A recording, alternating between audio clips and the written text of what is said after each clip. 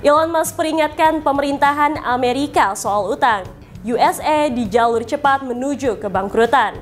Sawit Indonesia diboikot Uni Eropa. Prabowo, thank you akan kami gunakan untuk rakyat. Kekuasaan Cina yang bisa hancurkan ekonomi Australia dan Barat. Donald Trump ancam Cina jika masuki wilayah Taiwan. Pecah perang. Halo sahabat pojok, minggu ini kita akan menyajikan berita-berita terupdate, aktual, dan berbagai informasi menarik lainnya selama sepekan. Bersama saya Rosalina di program Resum Pojok Negeri Media.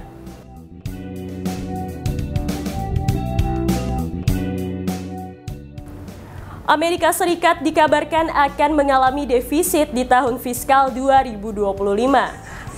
Bergerak cepat menuju kebangkrutan. CEO Tesla dan SpaceX itu, Elon Musk mengatakan bahwa kondisi ini disebabkan pemerintah di Washington menghabiskan terlalu banyak uang. Berikut informasi selengkapnya.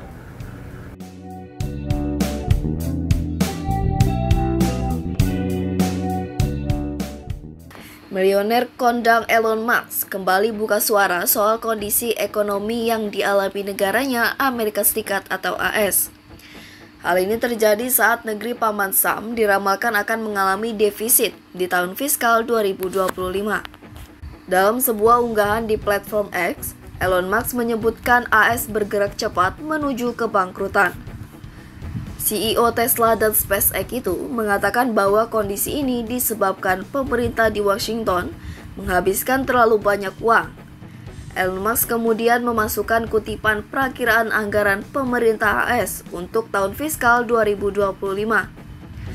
Data tersebut menunjukkan bahwa defisit anggaran dapat meningkat dari 1,8 miliar US dollar atau sekitar 279 triliun rupiah saat ini menjadi hampir 16,3 miliar US dollar atau sekitar 2.532 triliun rupiah pada tahun 2035.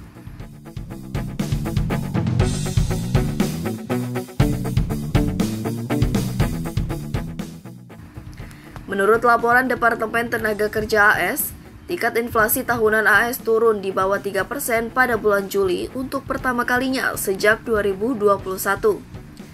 Harga barang dan jasa naik sebesar 2,9%, sementara inflasi inti yang tidak termasuk industri makanan dan energi naik sebesar 3,2% selama 12 bulan sebelumnya.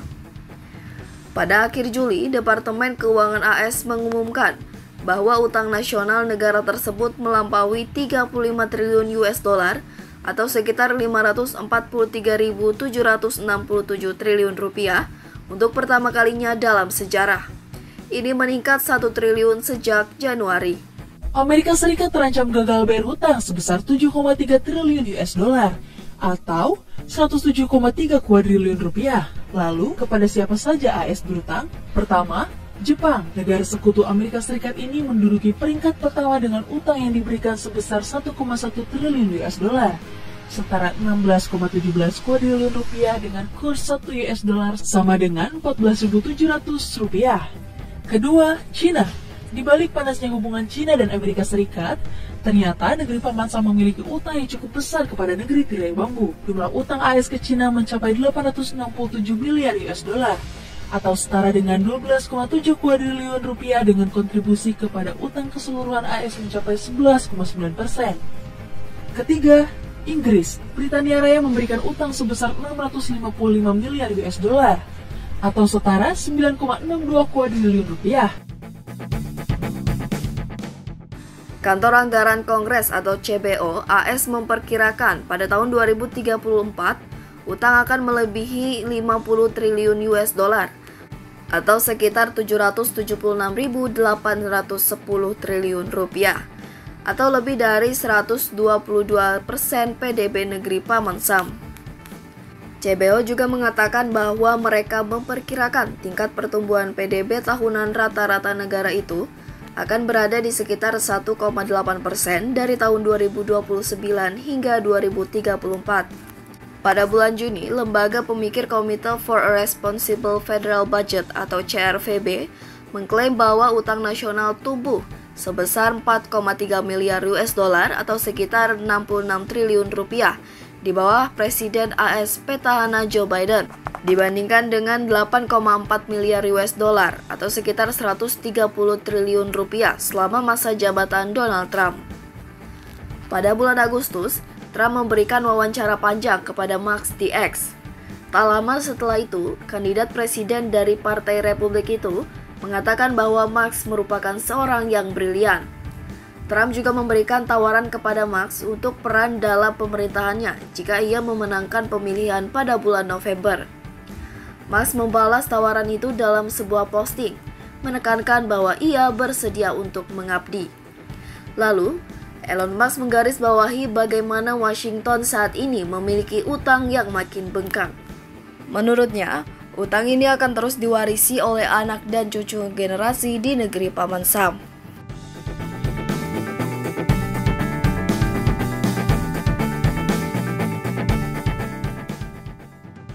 Amerika bakal bangkrut karena gagal bayar hutang. Hah? Kok bisa? Jadi baru-baru ini Amerika tengah mengalami krisis besar-besaran yang membuat mereka gagal bayar hutang. Hal ini dikonfirmasi oleh Menteri Keuangan Janet Yellen bahwa Amerika tidak mungkin bisa memenuhi semua kewajiban pembayaran pemerintah pada 1 Juni tanpa tindakan Kongres. Hal ini dikarenakan Dewan Perwakilan Rakyat menaikkan batas pinjaman nasional sekaligus memotong anggaran belanja negara karena pemerintah dianggap terlalu boros. Ditambah lagi ketika pandemi global, pemerintah harus menggelontorkan dana 74 triliun untuk menyelamatkan perekonomian Amerika. Kini, utang Amerika menyentuh nilai 460 triliun. Fakta ini pun membuat Joe Biden gercep dan memanggil 4 pemimpin Kongres ke Gedung Putih pada 9 Mei. Joe Biden akan menekankan bahwa Kongres harus mengambil tindakan untuk menghindari gagal bayar. Waduh, gimana jadinya ya kalau Amerika gagal bayar hutang?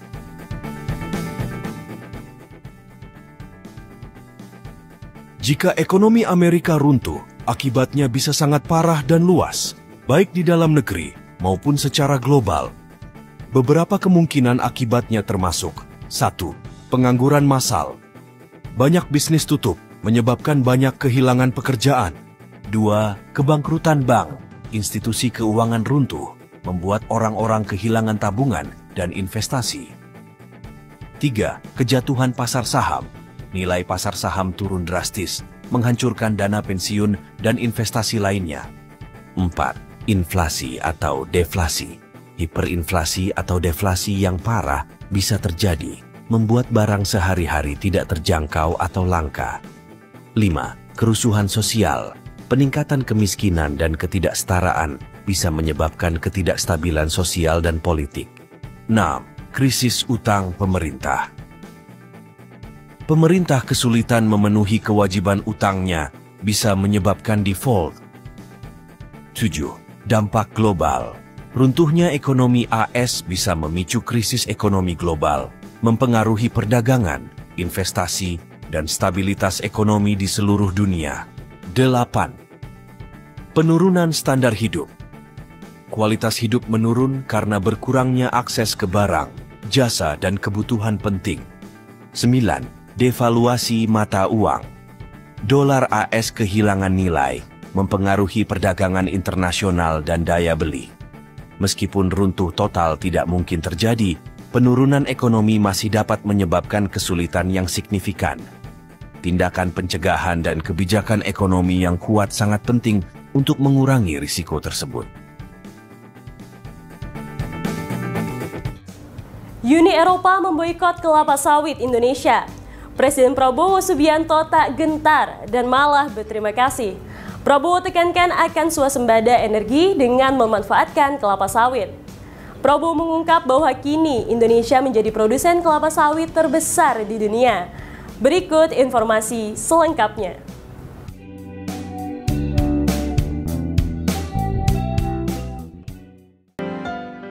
Presiden Prabowo Subianto mengaku bersyukur jika Uni Eropa memboikot kelapa sawit Indonesia. Prabowo justru berterima kasih dengan larangan masuknya kelapa sawit Indonesia ke Uni Eropa. Dengan begitu akan tercipta swasembada energi termasuk dari kelapa sawit. Boikot sawit. Pemerintah Indonesia siapkan senjata baru ini lawan Eropa. Salam tandan berduri. Menteri Koordinator Bidang Perekonomian Airlangga Hartarto memerintahkan sistem pertahanan sawit RI rampung dalam waktu 3 bulan. Sistem ini harus selesai sebelum peraturan anti-deforestasi Uni Eropa, EUDR, berlaku pada 2025. Dalam waktu 3 bulan kalau bisa kita siapkan supaya bisa diumumkan sehingga bisa jadi gaung untuk WDR, kata Airlangga dalam rapat koordinasi nasional pelaksanaan Impres Rencana Aksi Nasional Perkebunan Kelapa Sawit Berkelanjutan. Dia mengatakan sistem itu mencakup aspek penelusuran mengenai hasil perkebunan sawit di Indonesia.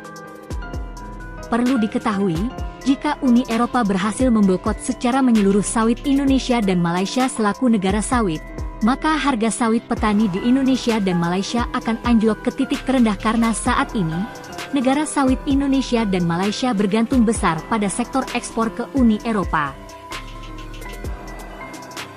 Menurut Airlangga, sistem pertahanan sawit ini akan melibatkan lintas kementerian dan badan. Di antaranya Kementerian Pertanian, Badan Informasi Geospasial, Kementerian Agraria dan Tata Ruang, Kementerian Lingkungan Hidup dan Kehutanan serta Badan Pengelola Dana Perkebunan Kelapa Sawit juga turut membantu. Dia bilang Badan Informasi Geospasial, Kementerian ATR, serta KLHK akan menyiapkan data mengenai sawit. Kementerian Pertanian dan BPDPKS akan menyiapkan aturannya. Sistem ini akan membantu traceability terhadap petani sawit kita. Dia mengharuskan aturan dan sistem tersebut akan selesai pada tahun ini. Dengan demikian, kata dia, pemerintah bisa langsung mengumumkan bahwa sawit Indonesia bebas dari deforestasi. Ini penting agar di dunia internasional Indonesia tidak dipandang negatif lagi. Saya katakan, kalian mau larang kelapa sawit kita masuk ke Eropa, saya katakan thank you very much, terima kasih. Kami akan gunakan kelapa sawit kami untuk kepentingan rakyat kami. Kami akan swasembada energi, saudara-saudara. Menurut Prabowo, pernyataan tersebut dia sampaikan saat bertemu Presiden Prancis Emmanuel Macron beberapa waktu lalu. Prabowo mengatakan bahwa Macron sempat membicarakan terkait kebijakan boikot kelapa sawit Indonesia di Uni Eropa. Namun ia mengaku bersyukur jika Uni Eropa tidak ingin membeli kelapa sawit Indonesia. Terlebih Prabowo mengungkap bahwa kini Indonesia menjadi produsen kelapa sawit terbesar di dunia. Saya mengatakan, oh, yang mulia, enggak usah. Kami merasa justru kalau Eropa tidak mau beli kelapa sawit kita bersyukur. Blessing in disguise. Agak kaget juga beliau.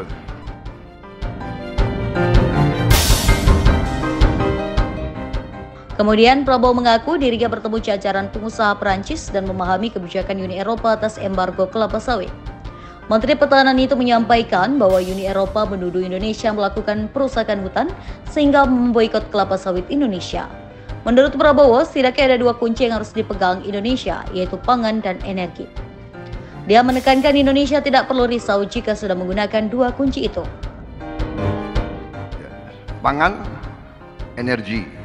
Kunci itu, kalau sudah kita aman pangan, aman energi, kita tidak perlu takut siapapun di dunia ini. Gak usah kita khawatir rupiah berapa, ya kan? Rupiah 15.000, 16.000, ya kan? Kita amankan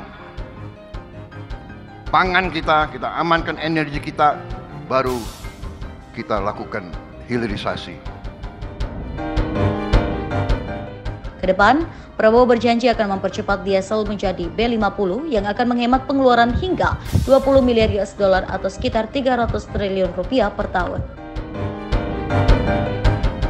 Dengan kita mencapai B50, ya, biodiesel 50% dari kelapa sawit.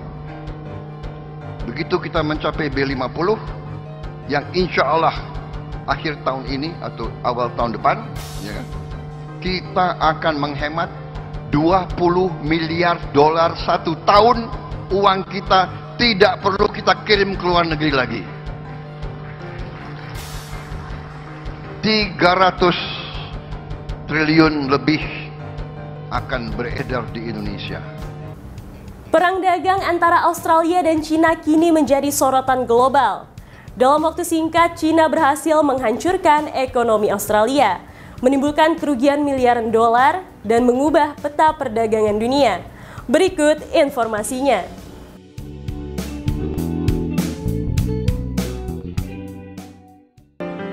Dalam waktu singkat, Cina berhasil menghancurkan ekonomi Australia, menimbulkan kerugian miliaran dolar, dan mengubah peta perdagangan dunia.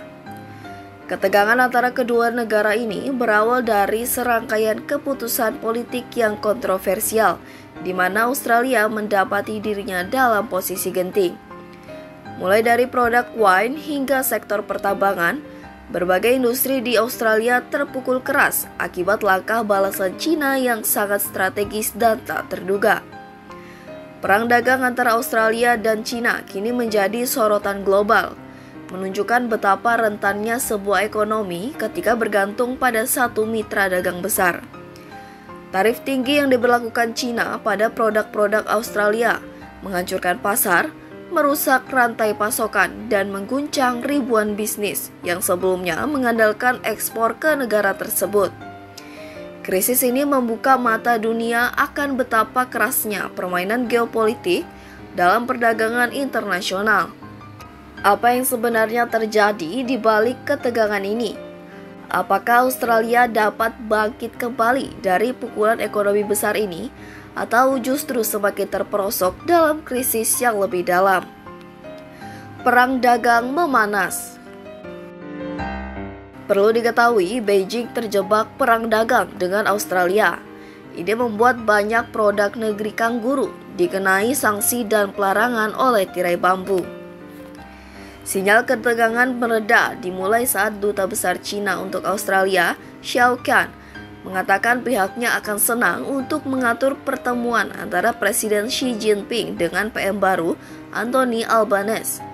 Ia mengutarakan hal itu dalam wawancara eksklusif dengan ABC.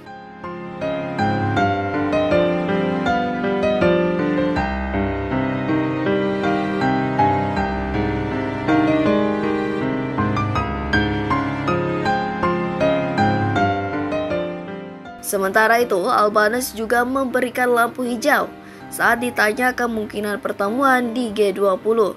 Ia memberi jawaban mengiyakan.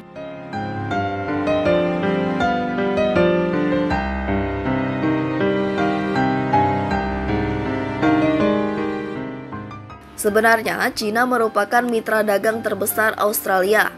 Namun, hubungan antara kedua negara telah memburuk selama 5 tahun terakhir. Seruan Canberra soal penyelidikan tentang asal-usul COVID-19 di Cina membuat Beijing berang. Tirai bambu memberlakukan sanksi hukuman atas rangkaian impor Australia dan kontak tingkat atas telah dibekukan. Kontak tingkat menteri antara Australia dan Cina baru dibuka kembali Juni lalu. Ini setelah pergantian PM dari Scott Morrison dan Albanese. Cari titik temu. Antagonisme masih menggelayuti kunjungan Menteri Luar Negeri Cina Wang Yi ke Australia, seperti kunjungan terakhir kali tahun 2017 silam. Namun saat bertandang di Canberra, Rabu 20 Maret, dia mengaku perbedaan kedua negara telah dikikis melalui upaya diplomatik sejak beberapa bulan silam. Menurut Wang, pendekatan tersebut berhasil mencairkan suasana dan kedua pihak kini berusaha membangun rasa saling percaya dan mempertahankan momentum baik dalam relasi diplomatik.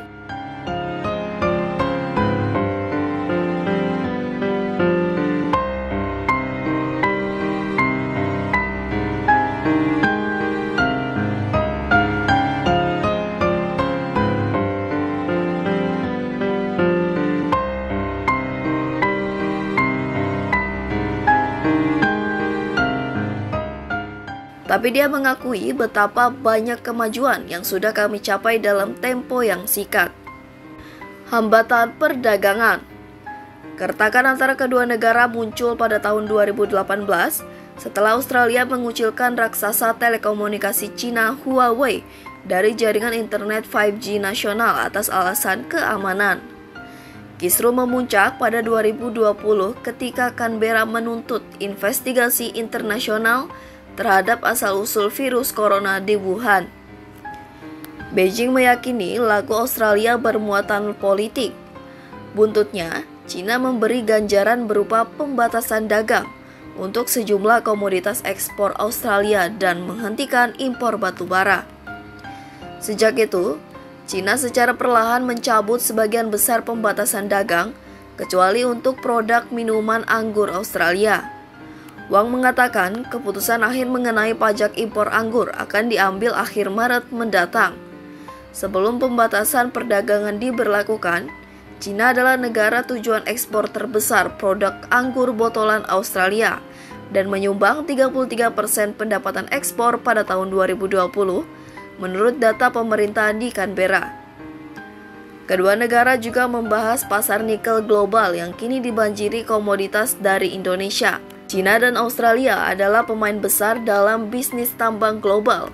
Banjirnya nikel di Indonesia antara lain berkat investasi dan ahli teknologi dari Cina. Tahun lalu, harga nikel jatuh sebanyak 40%, yang membuat resah industri tambang Australia dan memaksa perusahaan menunda proyek atau menjual aset-asetnya.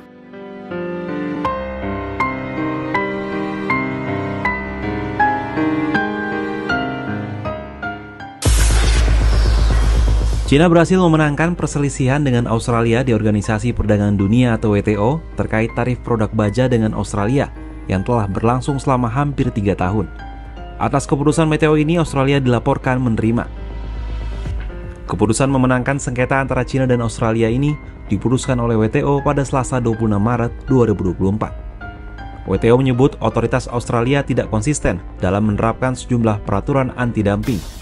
Menteri Perdagangan Australia Don Farrell memastikan bahwa Canberra menerima keputusan WTO dan mendukung sistem perdagangan berbasis aturan. Beijing mengajukan keluhan ke WTO pada bulan Juni 2021 atas biaya masuk tambahan Australia untuk roda kereta api, generator listrik, dan bak cuci piring stainless steel yang diimpor dari Cina. Perdagangan produk-produk ini bernilai 40,4 juta dolar AS pada tahun 2022. Tarif perdagangan telah menjadi topik hangat antara Beijing dan Canberra dalam beberapa tahun terakhir setelah Cina memberlakukan serangkaian sanksi terhadap barang-barang Australia pada tahun 2020. Diperkirakan tarif tersebut merugikan ekonomi Australia sebesar 13 miliar dolar AS. Sebagian besar penerapan tarif telah dicabut seiring dengan mencairnya hubungan kedua negara. Namun tarif untuk minuman anggur, lobster batu, dan beberapa produk peternakan masih berlaku. Pada bulan April, Australia menangguhkan pengaduan ke WTO sebagai upaya membuka kembali pasar Cina, terutama untuk produk gandum Australia yang merupakan salah satu produk yang ditargetkan dalam tarif dan secara luas dilihat sebagai upaya pemerintah Australia yang baru untuk memperbaiki hubungan dengan Beijing. Terganjal isu HAM. Meskipun memuji stabilitas baru antara Beijing dan Canberra, Wong juga mengisyaratkan sejumlah titik perselisihan yang masih berlangsung.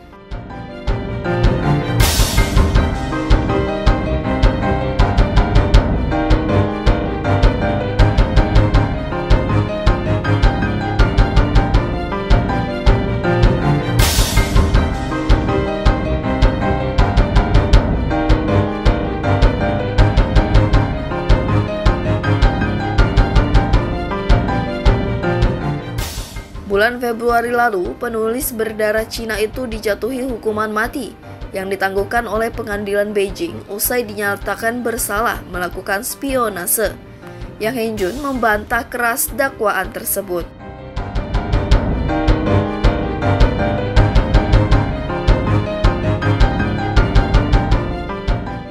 Hong Kong pada hari Selasa 19 Maret mengesahkan Undang-Undang Keamanan Nasional baru yang memberlakukan hukuman berat bagi kejahatan yang terkait dengan pengkhianatan dan pemberontakan.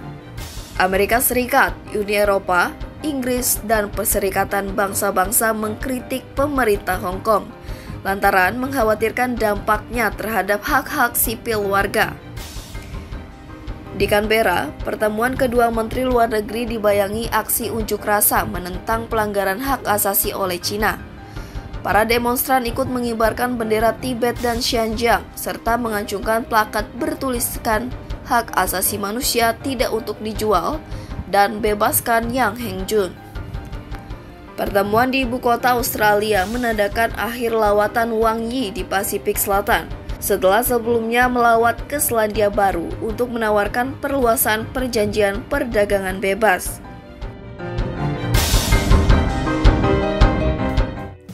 Donald Trump ancam Cina jika masuki wilayah Taiwan. Tak menutup kemungkinan akan terjadi perang antara Cina dan Amerika Serikat. Donald Trump akan menggunakan kekuatan militer untuk melawan blokade terhadap Taiwan oleh Cina. Berikut informasinya.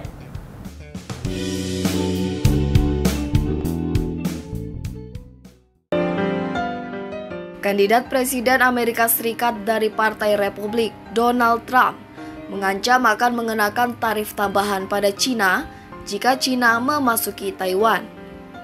Melansir Reuters, Trump akan menggunakan kekuatan militer untuk melawan blokade terhadap Taiwan oleh Cina.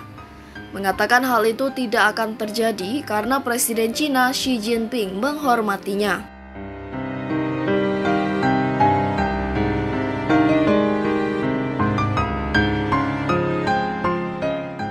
Cina mengklaim Taiwan yang diperintah secara demokratis sebagai wilayahnya sendiri dan tidak pernah menolak penggunaan kekuatan untuk membawa pulau itu di bawah kendalinya. Taiwan sangat menentang klaim kedaulatan Tiongkok. Trump, sebagai bagian dari upayanya untuk menarik pemilih dalam pemilihan umum yang ketat pada tanggal 5 November, di mana ia berhadapan dengan Wakil Presiden Demokrat Kamala Harris, telah mengajukan rencana untuk mengenakan tarif menyeluruh sebesar 10% hingga 20% pada hampir semua impor serta tarif sebesar 60% atau lebih pada barang-barang dari Tiongkok. Ini merupakan langkah-langkah yang menurutnya akan meningkatkan manufaktur AS. Selama masa jabatannya sebagai presiden dari awal tahun 2017 hingga awal tahun 2021, pendekatan agresif Trump terhadap Tiongkok ditegaskan oleh gelombang tarif yang menjerumuskan kedua negara ke dalam perang dagang yang menggerakkan pasar di seluruh dunia. Dalam wawancara dengan Wall Street Journal, Trump juga berbicara tentang invasi Rusia ke Ukraina, mengulangi klaimnya bahwa jika ia masih menjabat, Presiden Rusia Vladimir Putin tidak akan melancarkan invasi tersebut.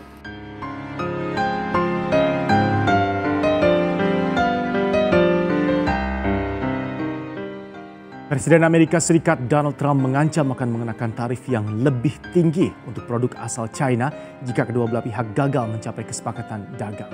Ancaman tersebut semakin menambah aroma pesimisme mengenai deal dagang setelah sumber dari Beijing juga meragukan kesepakatan akan segera tercapai. Isu tarif rupanya masih menjadi permasalahan utama dari Washington dan Beijing untuk bisa mencapai deal dagang fase pertama. Hingga saat ini diperkirakan tarif dari Washington telah memukul sekitar 500 miliar dolar Amerika Serikat produk China yang dibalas dengan pengenaan tarif untuk 110 miliar dolar Amerika produk negeri Paman Sam oleh Beijing. Chains are being killed, and I said they had the worst year in 57 years. Now, with that being said, I have a good relationship with China. We'll see what happens. But I'm very happy right now. And if we don't make a deal with China, I'll just raise the tariffs even higher. Thank you very much. Ketegangan di Selat Taiwan kembali memanas antara Cina dan Taiwan. Kali ini Taiwan menuding blokade yang dilakukan Cina akan dianggap sebagai bentuk perang. Hal ini disampaikan Menteri Pertahanan Taiwan, Wellington Koo, menyusul latihan militer Cina pekan lalu di mana mereka mensimulasikan blokade di sekitar pelabuhan Taiwan. Koo menilai dampak dari blokade ini tidak hanya akan dirasakan Taiwan tetapi juga dunia. Sebab 1 dari 5 kapal barang dunia melintasi Selat Taiwan, yakni jalur strategis bagi perdagangan global. Dalam kurun waktu 5 tahun terakhir, Cina terus meningkatkan aktivitas militer di sekitar pulau tersebut. Dalam latihan terbaru yang mereka sebut Joint SWORD 2024B, China mensimulasikan serangan di laut dan darat serta menargetkan beberapa pelabuhan utama. Tak berselang lama, kapal induk Liaoning, kapal tertua di armada induk China, melintas di selat Taiwan menuju utara. Kapal itu bergerak melewati Kepulauan Pratas, wilayah yang dikuasai Taiwan di Laut Cina Selatan, sebelum berlayar di sisi barat garis median Selat Taiwan, garis batas tidak resmi yang tidak diakui oleh Beijing.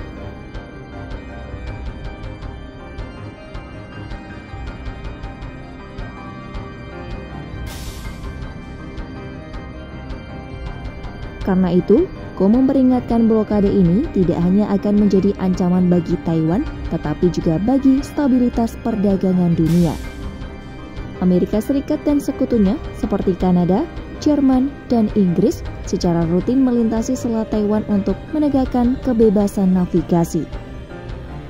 Namun tindakan ini sering memicu kemarahan dari Beijing yang mengklaim yurisdiksi penuh atas perairan tersebut.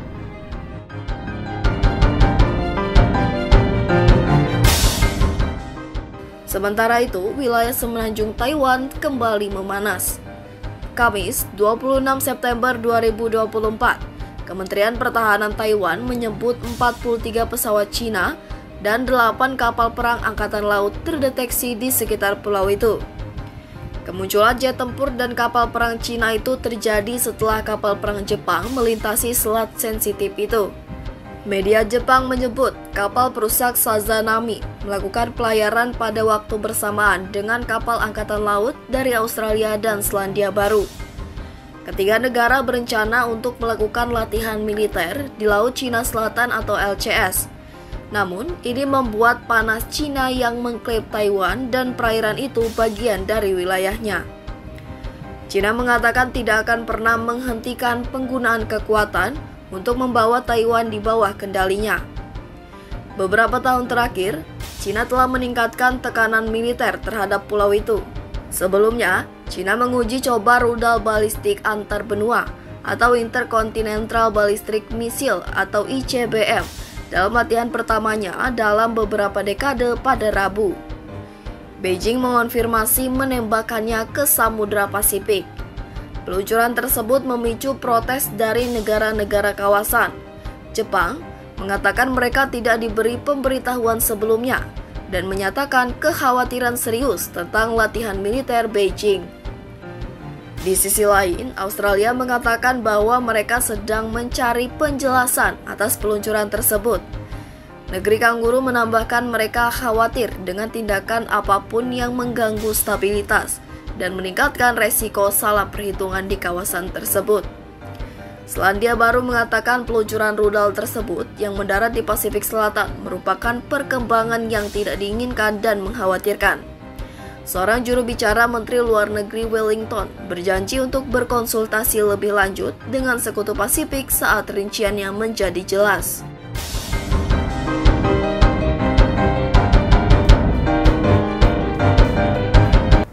Itu tadi berita terhangat selama sepekan ini. Nantikan berita lainnya di web kami di pojoknegeri.com dan di channel YouTube Pojok Negeri Media. Jangan lupa untuk komen, like, dan subscribe channel kami. Kami undur diri, sampai jumpa di Resum pekan depan.